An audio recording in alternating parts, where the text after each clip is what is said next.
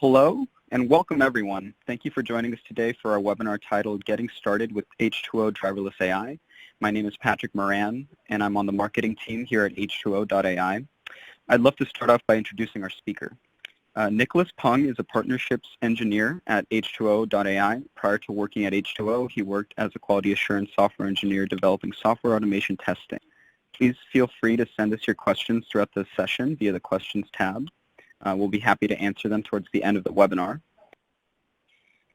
Hi, everyone. Welcome and good morning. So the primary kind of goal of this webinar, yes, is to kind of give a high-level overview of driverless AI, but also to provide a series of resources so that you as the user can kind of get started and enable yourself to really dig deep into the software without getting blocked or stuck with the roadblocks that come with trying out new software.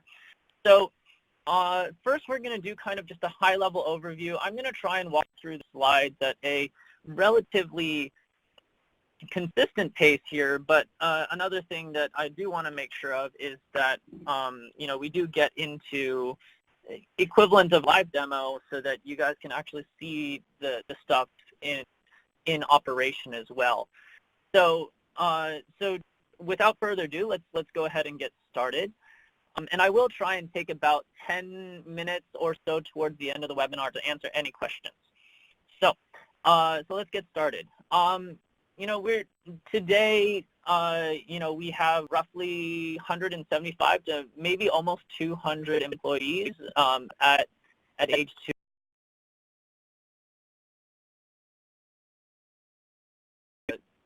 Community and our core platform H2O3 was the open source platform that we supported, and then we moved into what is called Driverless AI, which is our enterprise software.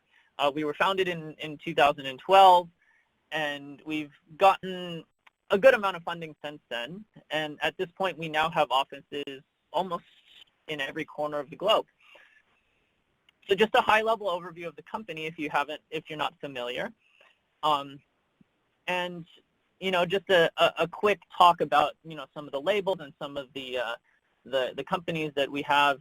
We have a lot of people using our open source. We have a rapidly growing list of companies who have bought into our product. And so this is just kind of, here part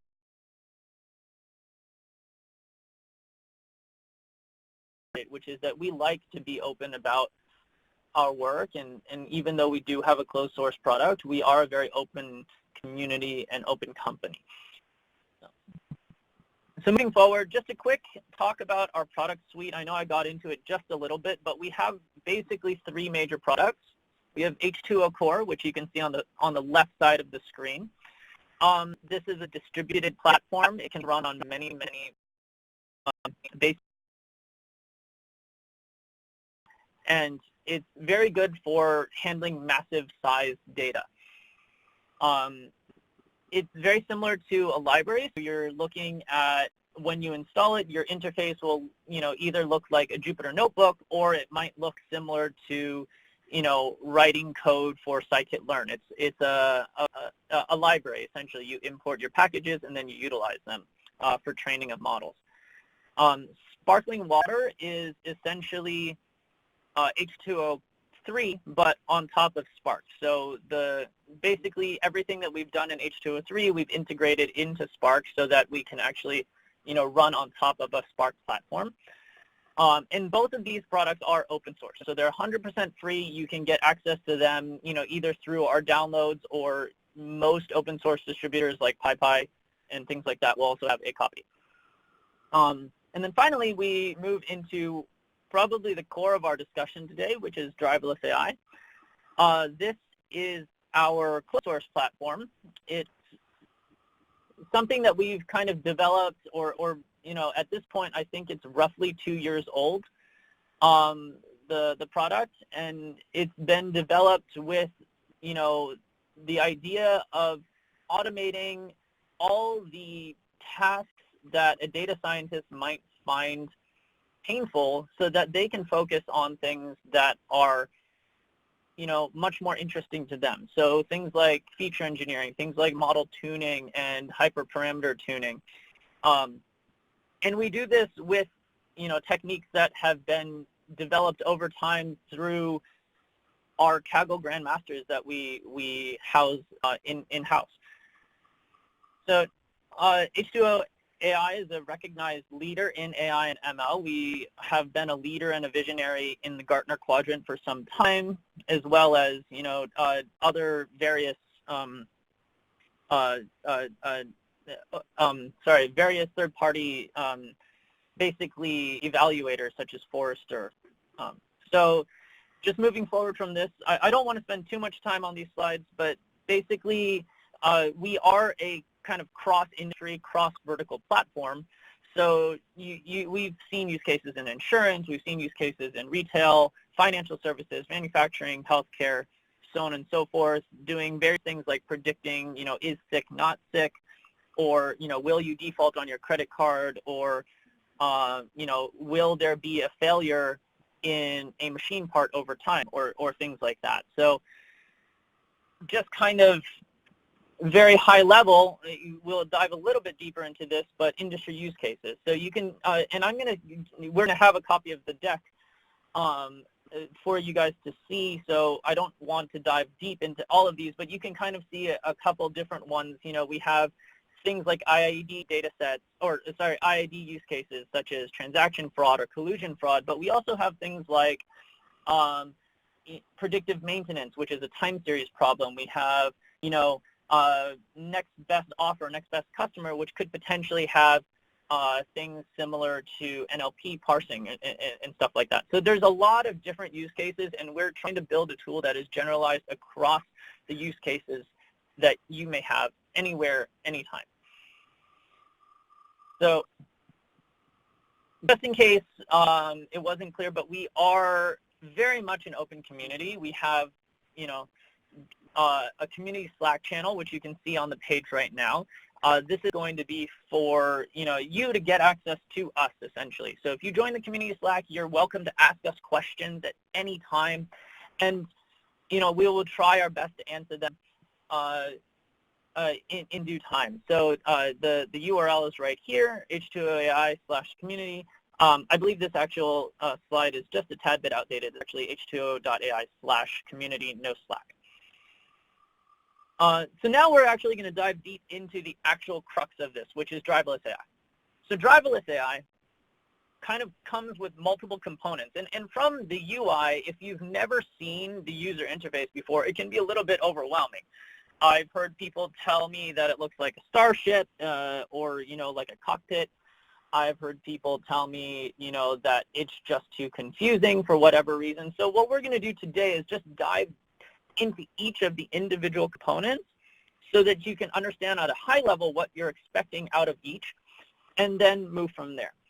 So realistically, we have basically 7 core components to driverless AI, which are listed on the screen in front. And also we have a secondary one, which I'll talk about, which is the resources tab.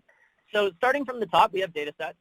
Basically, in the blue box, you can see I've kind of copy-pasted a image of the main toolbar at the top of what would be the driverless AI UI, and kind of mapped them in colored boxes for convenience here. But Dataset is where you might find all the things associated with data in driverless AI. This would be including connectors or the ability to get access to data in maybe a blob store or some SQL database somewhere. There's also projects, which is going to be a workspace. It's kind of designed to allow users to compare and contrast multiple different experiments. Basically, a way to kind of understand better the performance of multiple experiments in the same view so that you don't have to flip between screens. It's a workspace. We also have the Audited tab, which you can see in pink. Basically designed initially by one of our employees named Leland Wilkinson, also the author of Grammar of Graphics, Autoviz automatically generates plots, graphs, bar charts, histograms, basically a series of visualizations that can be useful for users to better understand their data. So this can be very useful in early kind of EDA or ETL stages where you're still trying to understand what the data looks like, what the data kind of shape is. And then we move on to experiments. Experiments is kind of the crux of driverless AI. It's where a core of the workload is going to be in terms of, what is being done. But essentially what experiments is the area where you might tune your model, where you're going to where driverless AI is going to do its automated feature engineering and model tuning, and where you're essentially going to probably do a majority of your work. Excuse me. And then there's the diagnostics tab. So diagnostics tab is essentially, if you think about it from a high level, is now I've created an experiment, I've finished it, and now I have a model. And it at the time it was very good. Maybe I had a very high AUC or a low log loss or a really low RMSE. But then new data came along maybe a month later, and I need to validate whether or not my model has drifted or whether or not my model's behavior has changed with new data. That's where diagnostics is going to come into play. Essentially, with new data, I can validate that my experiment is doing the same thing that it was previously, and I basically get a series of metrics and values that tell me whether or not this is true. Finally, there's MLI. Second to last is MLI. So MLI stands for Machine Learning Interpretability. And what it does at a high level is essentially give you the ability to understand your models. Under the scenes, we kind of make two different approaches to understanding your model. One is to actually try and understand the actual model generated by the experiment. And the other one is to understand the model generated by the experiment by making proxies of it. And we're going to dive a little bit deeper into this later, so I'm not going to get too in-depth here. And finally, there's deployments. So deployments tab is the location where you might do some of our offered one-click deployments. We have currently the ability to deploy directly to AWS Lambda or as a local REST server. This is quite useful for testing or productionalizing your models. Quite often, before you want to productionalize, you will need to test the behavior model. These one-click deployments are useful because they use, previously or pre-owned or pre-configured infrastructure, so that you don't have to deal with generating the infrastructure and then deploying a model and then testing or characterizing the behavior of the model before actually productionalizing. Okay, so moving forward, this is basically just a page about what specifically the datasets do and what it looks like. So I have a small screenshot at the top, and this is going to be consistent through all the tabs. But essentially, the datasets tab, what can you do? So Azure Blob Store, Google Cloud Storage, or S3, also HDFS. So basically, file store or file systems. You can also generate and create datasets from queryable data sources.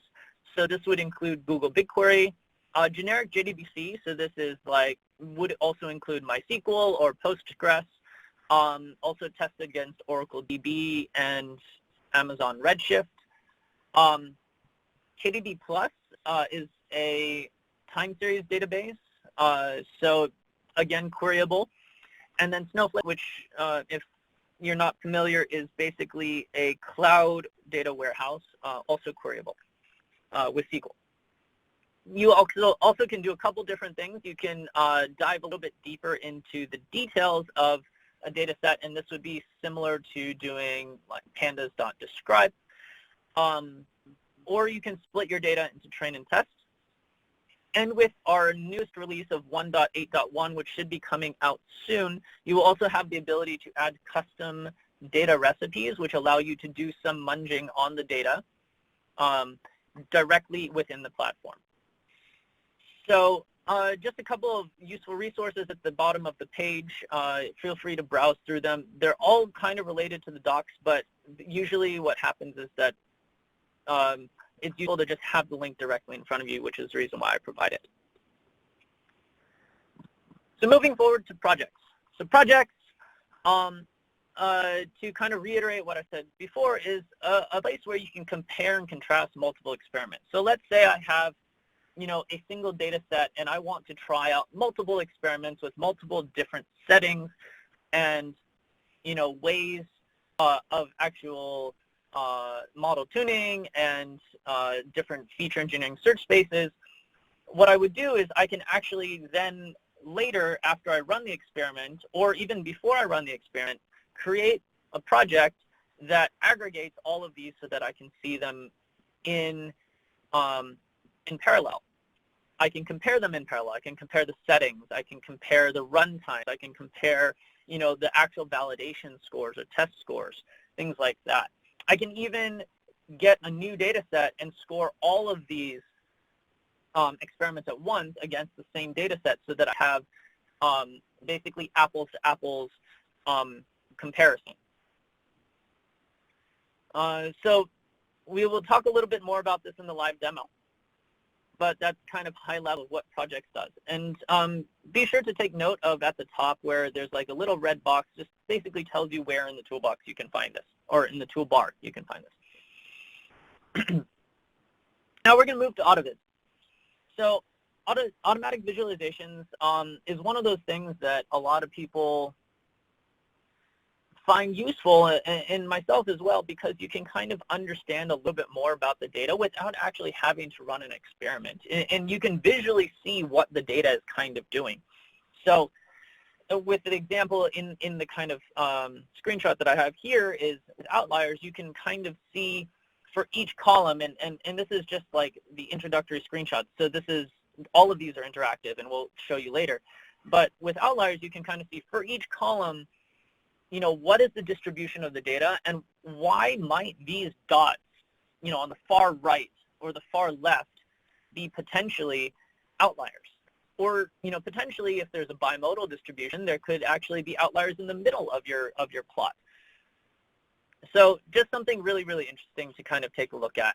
And all of the UI is actually interactive, so you can kind of push and pull, you can hover, you can do all kinds of really useful things that better understand the data.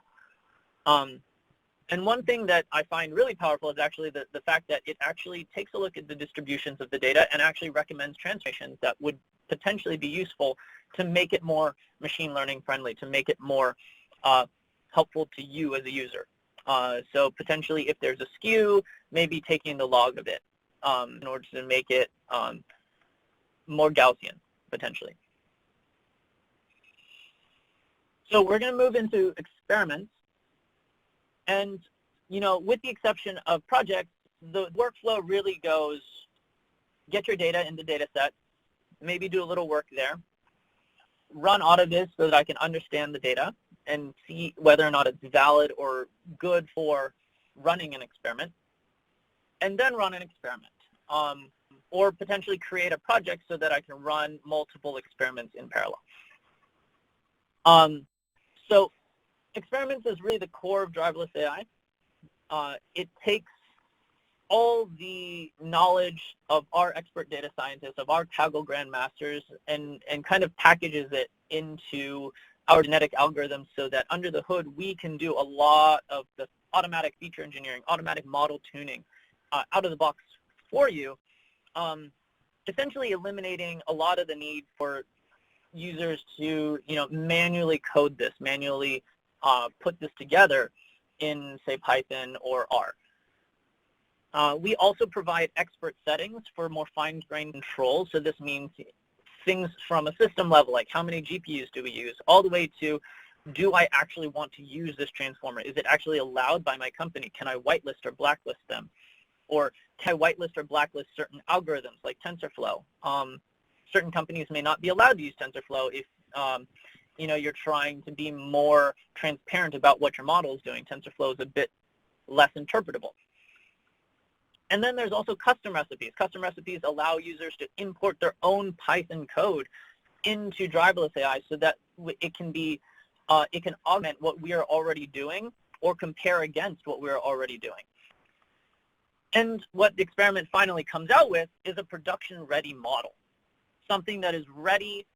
It's called a Mojo, and it's basically what is ready to go to production. It's designed for low latency scoring. It's lightweight, doesn't require any extra packages or dependencies other than just Java or Python at its core.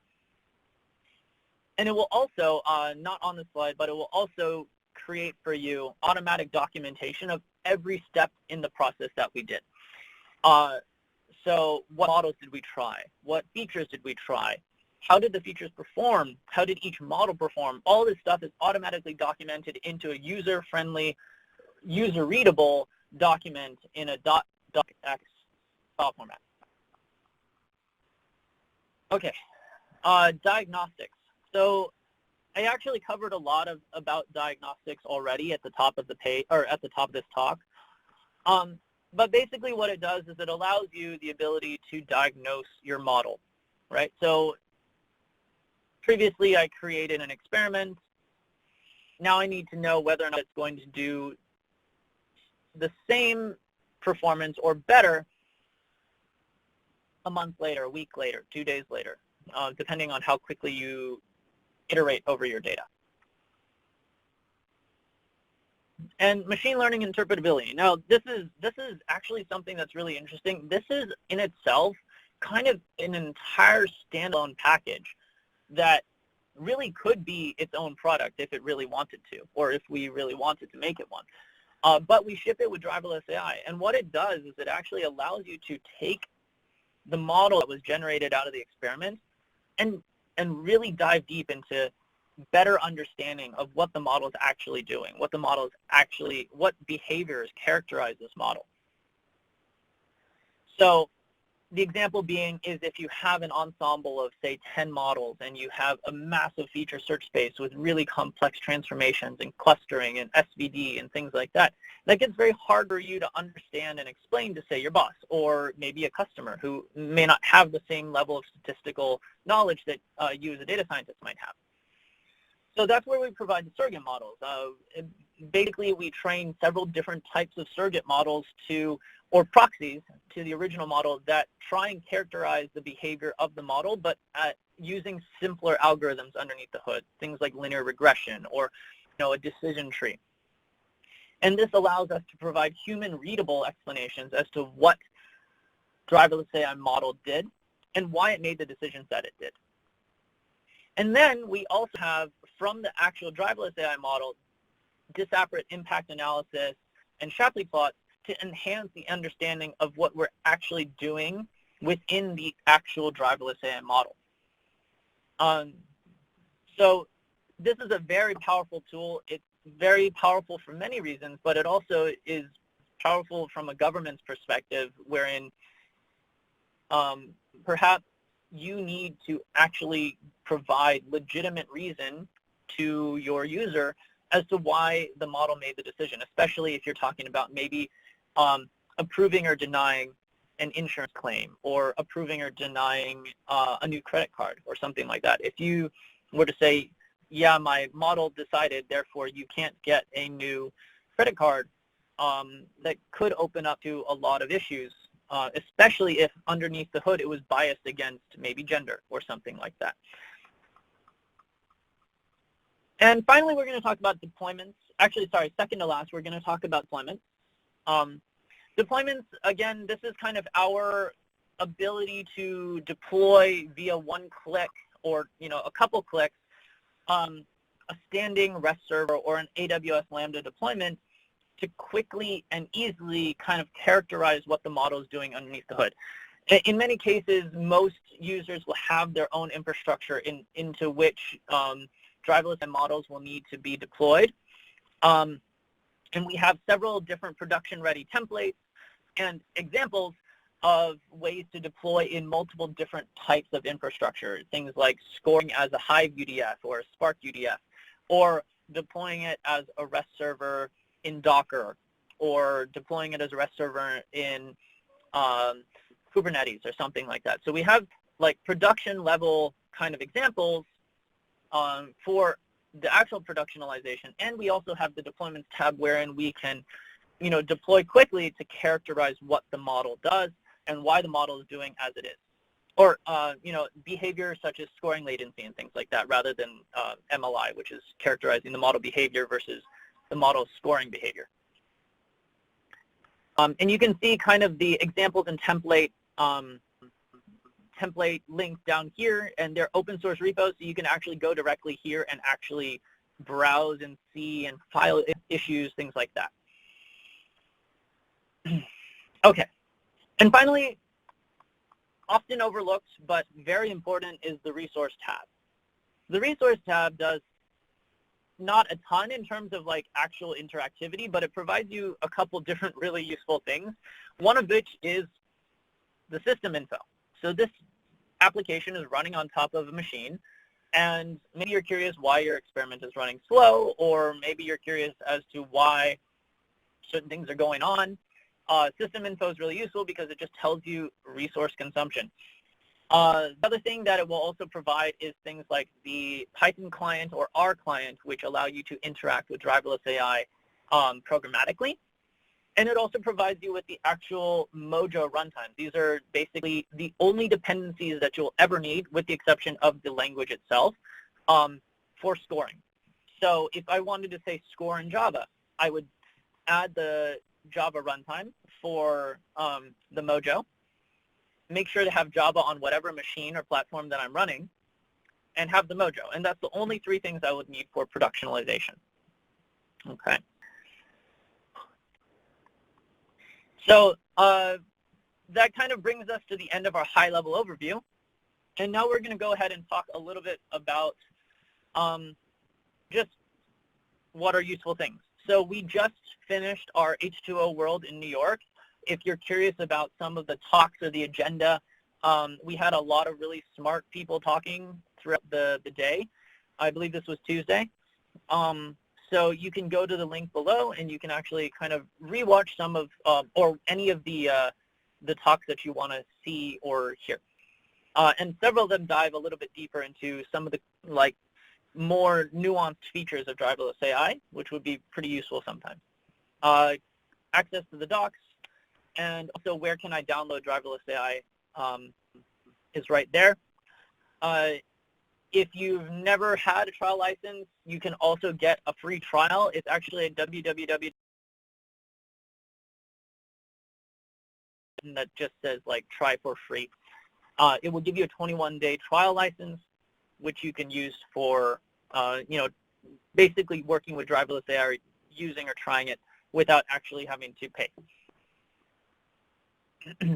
We do publish a copy of driverless AI on every cloud, so that's AWS, Azure, and Google.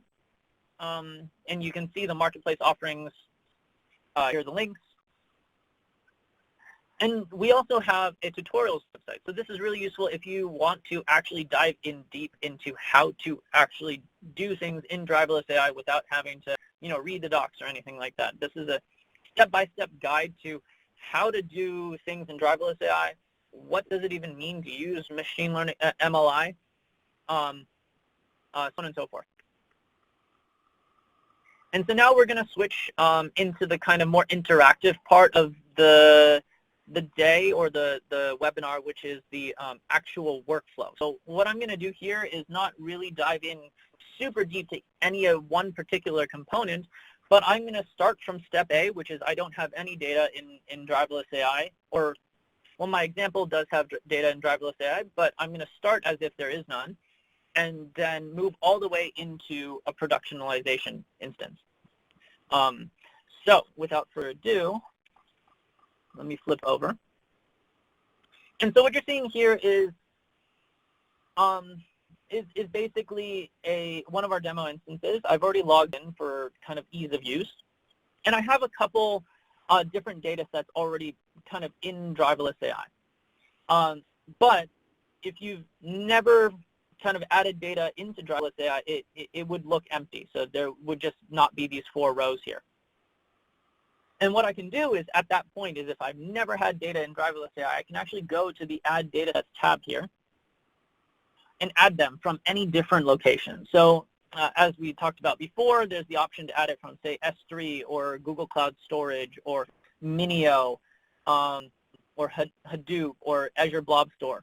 Or alternatively, you can upload it directly from your laptop. You can make a query via Google BigQuery, or make a query via JDBC to your own kind of configured Postgres Postgres instance or database, things like that. And this makes it really easy to get the data in. And as we discussed earlier, I am running 1.8.1 so that we can actually see kind of a preview of what the data recipes look like, but you can also upload a data recipe via this kind of tab down at the bottom.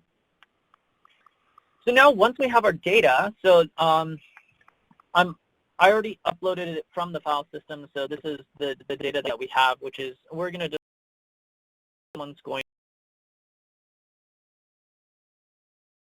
once you have the data, you can actually click on it, and it gives you the option to do a couple different things.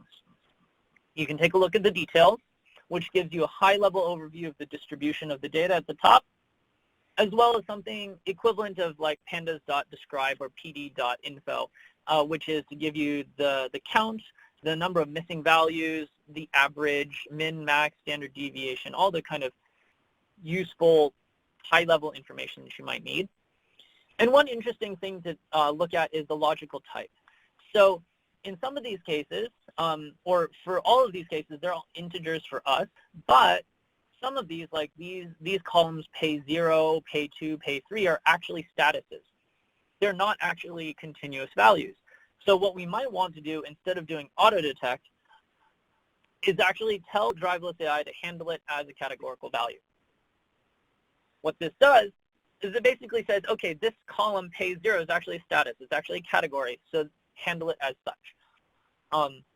And this is very useful so that you don't get interesting kind of multiplications or interactions between numeric values that really shouldn't have been numeric to begin with. Okay, so I'm going to do something here just to kind of give an example one, and also just for later because we'll want an example, but in reality we really don't need to split this data here because it's already split for us, and this is about an 80-20 split. But I'm going to do it nonetheless just for future. So if you use the splitter, essentially what you can do is, credit card test 1, make a name, test 2, and tell it what target it is. And this will do a stratified split so that it's even distribution of trues and falses in this case because it's a Boolean prediction. And then basically just set the split ratio. So in this case, I'm going to split it 50%. Often best practices is about 80% to 80 to 20. But we'll go ahead and just split the files here so that I have them for later. And now I have my data. Now I want to understand it. So I'm going to go and click Visualize. Once I visualize or click Visualize, it will go through the process of actually creating the visualizations. In this case, I've already pre-generated them for the quickness of the webinar, but you can actually browse any visualizations you want from the AutoViz tab here. So if you click on it, it will show you any available visualizations. And if you click on it, that's where you get to this kind of series of plots. And you can see as I move my mouse over certain plots, they highlight in yellow, and that's because these are interactive. You can click on them. So in this case, this is a correlation graph. It's what value. Move the slider at the bottom, I can see which values are not super highly correlated, or I can move the values up and see which values are extremely highly correlated. And so all the bill amounts seem to be relatively well correlated, which kind of makes sense because my bill amount at week 1 is somewhat related to my bill amount at week 2, depending on how much I actually paid week 1. And one thing to kind of take a note of, but kind of interesting, is actually that payment status at 0, is actually kind of correlated to our target. So maybe this is a little concerning. Maybe we don't want to include it in the experiment. Okay, cool. So moving forwards, we'll go ahead and actually start the experiment process. So this is the idea of either clicking Predict from the Dataset tab or going to the Experiments tab directly and clicking New Experiment. I'm going to select my trained dataset. If you want, you can make a name for this. So I'm going to go Credit Card Demo, and we'll just call it 1. For the test dataset, just for now, I'm actually going to take one of the 2 splits, just so that this is kind of mimicking or pretending that we'll never actually see Credit Card Test 2. And this is mocking the idea of having unseen or new data. And I'm going to click the target. So in this case, we're just predicting whether or not the user is going to default on their payment next month. And what you're presented with at the bottom is basically this panel right here, which contains 3 knobs. All of them are on a scale of 1 to 10. And it's basically how much do I prioritize each of these values. So accuracy. So how much do I prioritize maximizing my AUC? Or how much do I prioritize my own time?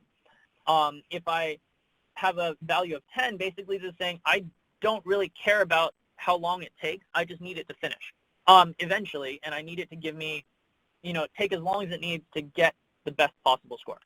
Versus 1, meaning I need it to end quickly so that I can get a result immediately so that I can kind of move forward and iterate. So in this case, we're going to set it fairly low.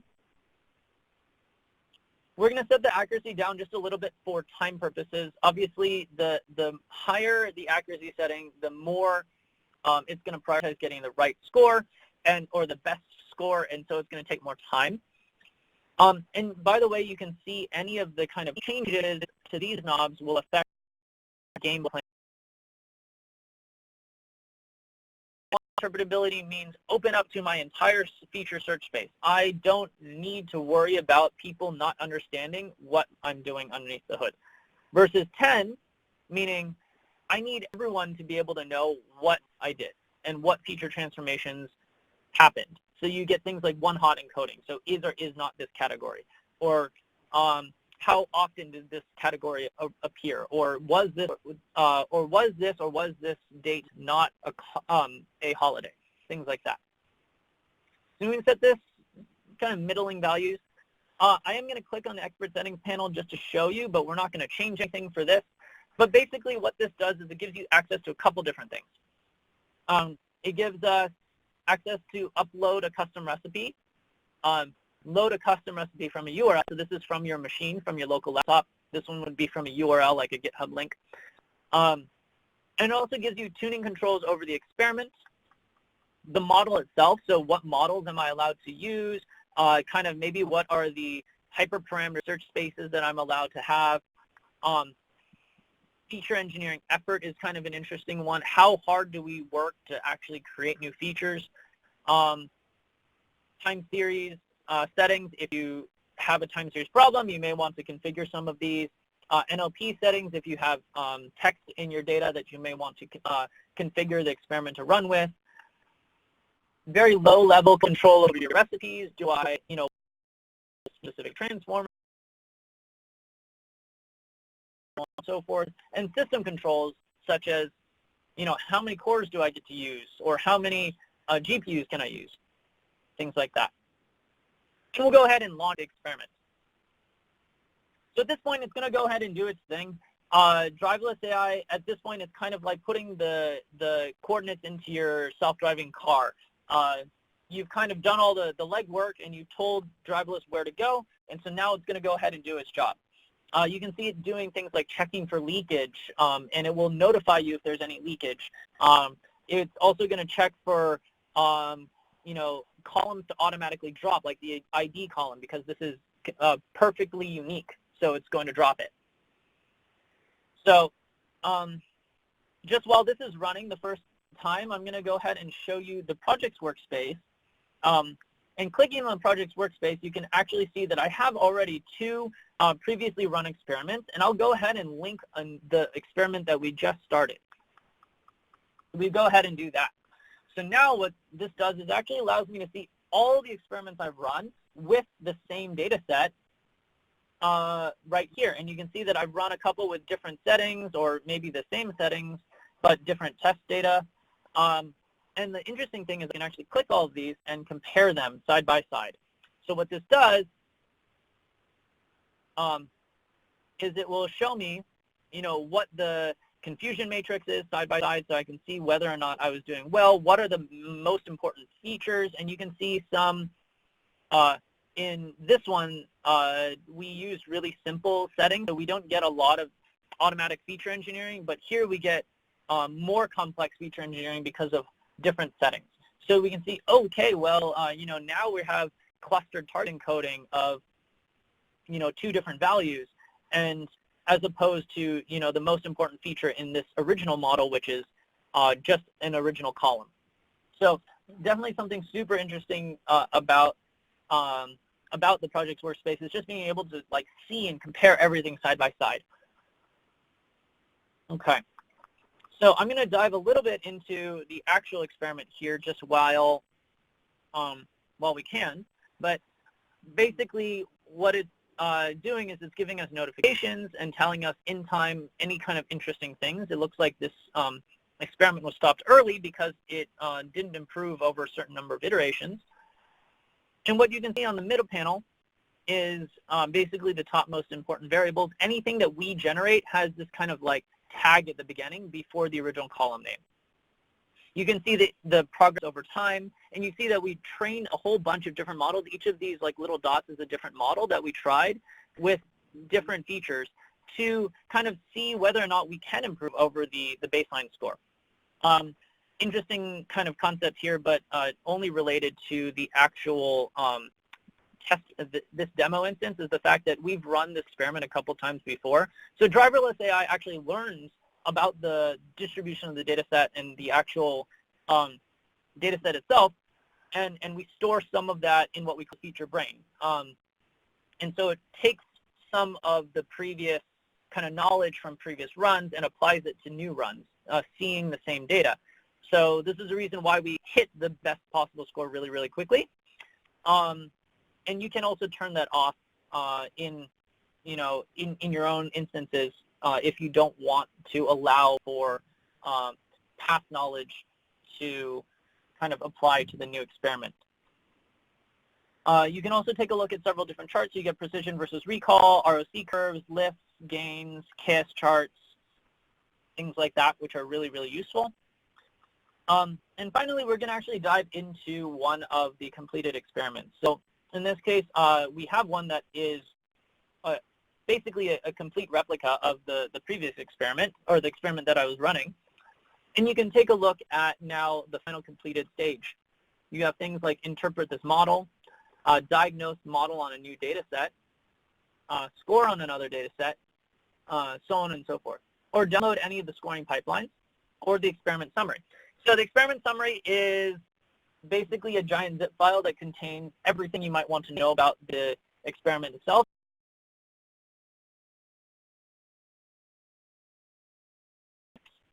In the interest of time, I'm not actually going to be able to get into it, but we will talk about, you're welcome to kind of click on this and find it and take a look at it. You can also download it right here. So we're going to go straight to interpret this model. And I've already run the machine learning interpretability so that we don't have to wait for it to complete. But basically, again, we're going to talk about the concept of understanding from the perspective of the actual driverless AI model versus understanding from the perspective of the surrogate models. So surrogate models, things like K-LIME or linear interpretable model agnostic explanations. K is just number of line models that are representative of the actual model.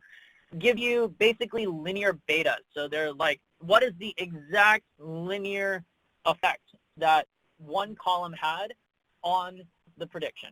So in this case, we predicted that they're going to default, and their status at pay 0 was one of the main reasons why. we predicted their default.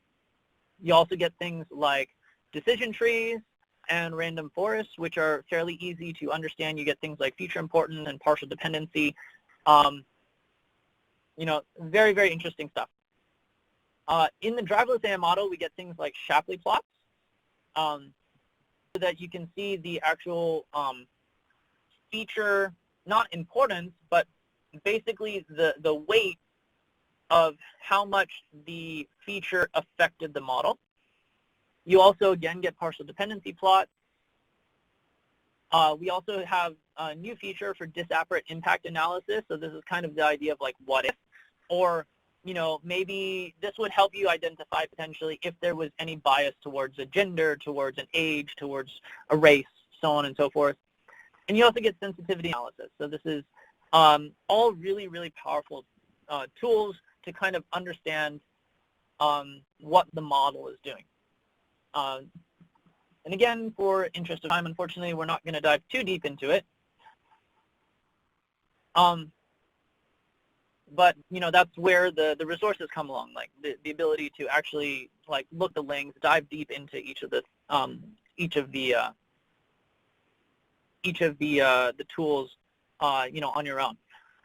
So the last thing we're going to do is we're going to go ahead and click the deploy tab. So this is the idea of going to the deployments, and this will complete the kind of quick demo that we have, so that we have about 10 minutes for questions if necessary. So basically, once you click the deploy tab, you are presented with options for an AWS Lambda deployment or a REST server. And this is going to run directly on the same server that your driverless AI is running. With AWS Lambda, basically, there's just a couple different things that you're required to select, you know, or enter, you know, your AWS access key, a secret access key, or use the one from the machine itself. And just a region, where do I want to deploy the Lambda to? For the REST server, basically what you need is a name and a port number. So basically an open port on your machine. So in this case, we can do like, we'll just do 9898 just for fun. In this case, it is a Java Mojo, so if you want, you can alternatively set a heap size. This isn't optional, but basically it just allows you to set the Java memory in case you need to maybe increase the actual memory applied to the Mojo. And you click deploy. Oops. So in this case, this deployment actually already exists, and you can see that it's right here. It's actually stopped. This was done by me, but basically that is the name of the deployment, which is the same as the one that I was trying to deploy, which is the reason why it said it already existed. So we'll go ahead and repeat this, but with a different name. REST 2. And click deploy. So while this is going, we can actually close it and just let the process kind of go on its own. But look, switch to the question screen just in case there are any questions here. So if anyone has questions, now is the time to ask them, although I don't see any at the moment. So I guess that's a good thing. But yes, feel free to enter any questions here in the questions tab so that we can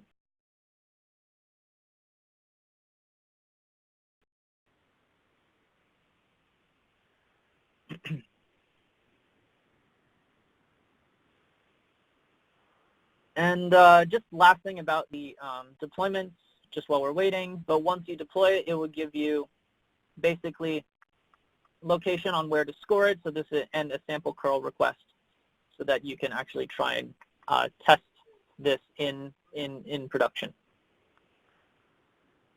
I'm going to click close here, and just for ease, I'm actually going to clean up all of these, mostly just because this is a demo instance and I don't want to spend extra resources here. Cool. Okay, so we have about if there's any questions, we can end the webinar a little early and give everyone about 10 minutes. Yeah, thanks, Nicholas. Maybe we should give folks a minute or two. But in the meantime, if you want to maybe, I know you've gone through like resources, maybe share what we do on our Tuesday and Thursday calls as far as continuing off of this webinar. Yeah, so we do have basically that's a good thing to point out. We do have a bi-weekly call. It's called, I believe it's still called Getting Started with Driverless AI. Happens every 10 a.m. Pacific Standard Time. And essentially what it is a basically more interactive version of this. So meaning that customers can call in or users can call in and basically get live help or live answers for their questions. We often do, sometimes we'll do some debugging.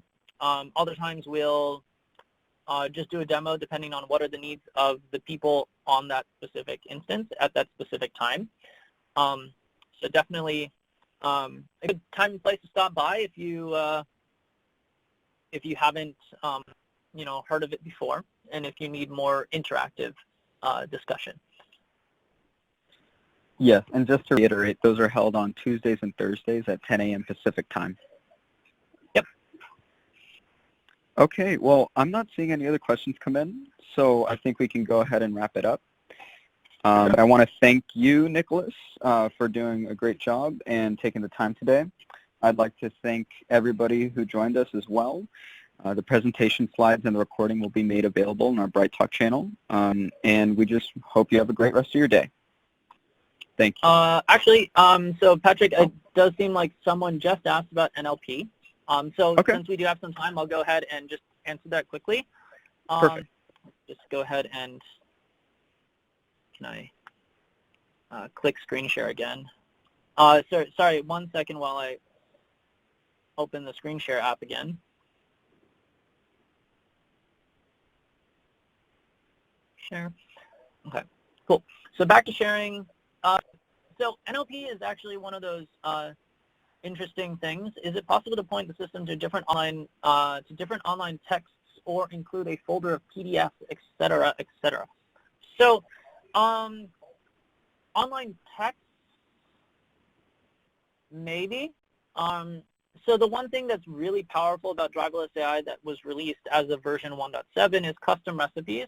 So if you do have, OCR application or OCR kind of algorithms that you've done in the past, then you can certainly use those to provide driverless the text. Or, if you were to say you want to use Beautiful Soup or Beautiful Soup plus like some URL that basically what we do is we just scrape the HTTP. You can do that as well, and that would be enabling you to create data and then input the text to Driverless. Typically, Driverless is kind of what you would call the engine after the kind of ETL, so we kind of, to a certain degree, expect that the data is kind of in a shape or ready for machine learning, as it were. Slowly we're adding things like data recipes, which allow you to do some munging or, things like scrape the web if it was provided. Location of where the text resides. I would say at this point, folder of PDFs might be a bit more difficult, but it depends on what has kind of previously been done. If there is kind of OCR algorithm that was already that you're already using maybe in your company, you can use that as one of the transformations. So then you have series of PDFs, and then during the experimentation stage, we'll do one step, which is to take all the PDFs, scan all the PDFs using your provided transformation. So that would be something along the lines similar to Driverless AI recipes, and then I will show you quickly transformers, image. So there are a couple different examples that we have, including one actually for image OCR. And so basically, you can do something very similar, or you can use kind of this implementation and kind of iterate on this one. And in fact, we can actually take, images and apply like basically custom transformation. So underneath the hood, Driverless AI doesn't have like direct ability to do OCR, but with the recipes, which we do have, you can kind of implement your own, especially with business logic related to OCR and image recognition. Things tend to be a little bit more up in the air regarding like how to actually do that kind of stuff. So I hope that kind of answers your question. I know I kind of maybe rambled a little bit there, but NLP ultimately is the idea of, for us, is kind of not natural language processing so much as, natural language predictions. So using text to better.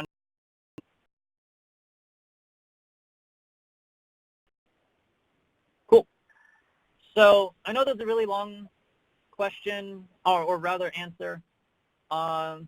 We still have about 2 minutes left, so if anyone has any other questions, speak now or forever hold your peace. Otherwise, I think we will just call it and save everyone 2 minutes of their day, and hope everyone has a good rest of their day. Great. Thank you, Nick. Yeah, I think we can wrap it up. Appreciate everybody's time.